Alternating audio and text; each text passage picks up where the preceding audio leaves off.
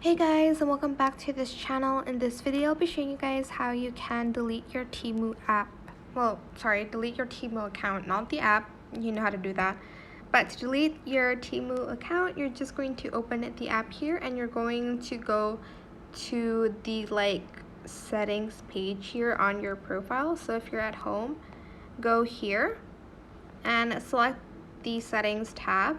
Select account security. Then you're going to scroll down and you're going to select delete your Temu account. Here, select the I want to permanently delete my Temu account and you're going to select continue and your account will be deleted. You're also going to select a reason, maybe another reason, or it's unavailable in my country. Select continue and you'll need to verify with whatever account you used to log into Temu. So that's how you can delete your account on Temu. I hope it was helpful for you guys. Don't forget to like, comment, share. Also subscribe to this channel if you haven't done that already. If you have any more questions, just leave it in the comment section down below. I will try my best to answer them all for you guys. And if you found this video helpful, please click the thanks button as well. That is it for this video. Thank you so much for watching. Bye.